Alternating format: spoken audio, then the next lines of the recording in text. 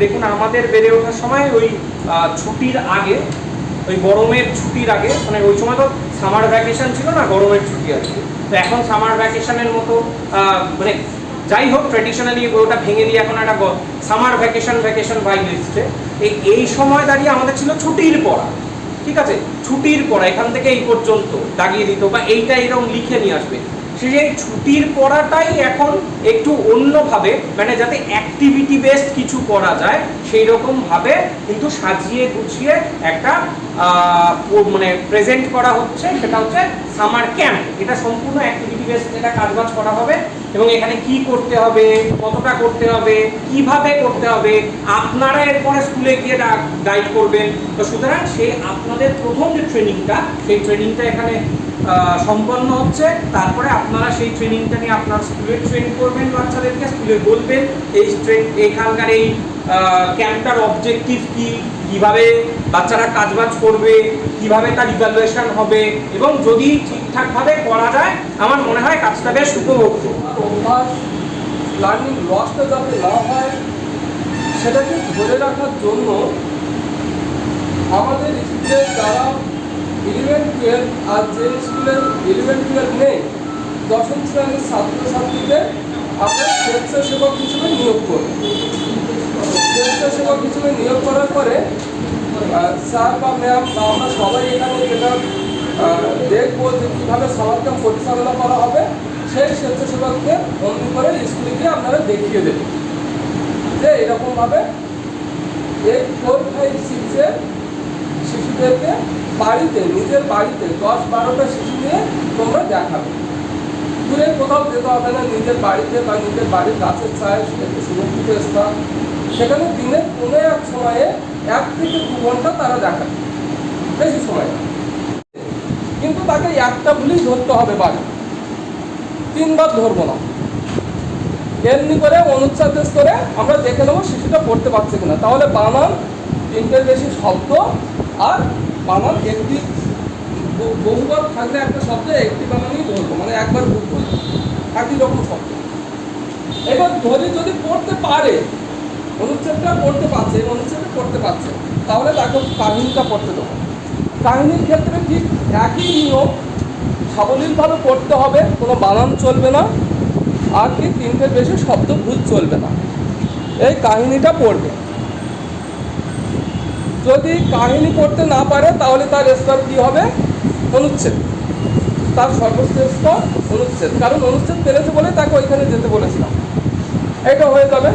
এইবার ধরি অনুচ্ছেদ স্তর সে পারলো না, তখন আমি তাকে বলবো শব্দ স্তরে বলো, এইগুলো তুমি বলো। আমি লক্ষ্য রাখবো এইগুলো বলার সময় শিশু প্রথম যে 5টি শব্দ বলছে, সেই 5টি শব্দের মধ্য থেকে যেন 4টি শব্দ সঠিক বলছে কিনা লক্ষ্য রাখবো। তাহলে সে শব্দ স্তর পারে। যদি 4টের থেকে 4টি বলতে পারলো না, 2টো বা 3টি শব্দ বলতে পারলো না, বা 4টির থেকে কম বলেছে, তাহলে ধরে নেব সে শব্দ স্তর পাচ্ছে না। তখন তাকে কি করব? বর্ণ স্তরে নিয়ে আসবো। বলবো তুমি এইগুলো বলো। এইগুলোর মধ্যে থেকে ঠিক একই নিয়ম, শিশুকে বলতে বলবো যে তুমি বলো, এইগুলো তুমি বলো। ও যখন বলবে তখন আমি লক্ষ্য রাখবো ও প্রথম যে 5টি শব্দ বলছে, সেই 5টি শব্দের মধ্যে 4টি সঠিক বলছে কিনা। 4টে যদি সঠিক না বলতে পারে তাহলে তার স্তর ধরে নেব প্রারম্ভিক, আর যদি বলতে পারে তার স্তর বর্ণ। তাহলে আমরা মূল্যায়নের ক্ষেত্রে 5টা স্তর লক্ষ্য করলাম: কাহিনী, অনুচ্ছেদ, শব্দ, বর্ণ এবং প্রারম্ভিক। প্রারম্ভিক মানে সে কিছু বলতে পারছে না, বর্ণ স্তরে নেই। স্বেচ্ছাসেবকরা সেই অনুচ্ছেদ স্তর নিয়ে কাজ করবে। কাহিনী স্তরে যারা আছে তাদেরকে নেবে না। আমাদের শিক্ষণ শিবিরই শুধু অনুচ্ছেদ স্তর অবধি যারা আছে তাদেরকে নিয়ে কাজ করতে হবে। এইরকম 10 থেকে 15-এর মধ্যে হতে হবে, 15 হলে হবে না। 10 থেকে 12 জন আপনারা টার্গেট করে নিন যে 10 থেকে 12 জন এইরকম শিশুকে নিয়ে আমাদের স্বেচ্ছাসেবকরা কাজ করবে। কোথাও যেতে হবে না, বাড়ির পাশে বা যেখানে একটু ফাঁকা জায়গা, যেটা সুরক্ষিত, কোনো যদি অসুবিধা না হয়, এইরকম জায়গা দেখে নিজেরাই নিজেদের মতো করে সকাল বিকেল যে কোনো সময় করতে পারে, 1 থেকে 1.5 ঘন্টা, 2 ঘন্টার মধ্যে হলেই হবে।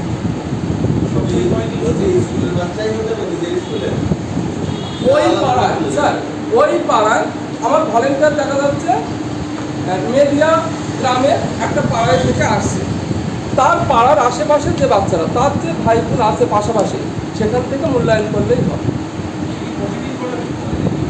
হ্যাঁ হ্যাঁ, আমাদের 24 দিন ক্যাম্প ডে আছে। আপনাদের স্কুল থেকে ওইগুলো আপনারা কমপ্লিট করে নেবেন, নিয়ে বাড়িতে গিয়ে গরমের ছুটি মাত্র 24টা দিন তারা এই শিক্ষণ ছুটিটা করবে। হ্যাঁ হ্যাঁ হ্যাঁ,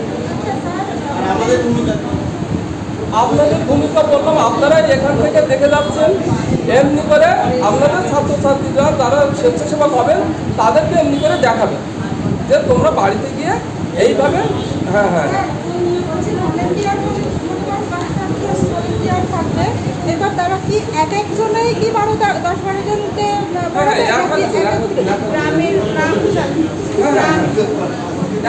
আমি একজন ভলেন্টিয়ার, আমি 10-12টা এইরকম শিশুদের দেখাবো 4, 5, 6 যারা অনুচ্ছেদ করতে পারে না, দূরে কোথাও যেতে হবে না, তার সুবিধা মতো তার বাড়ির জায়গাতেও করতে পারে।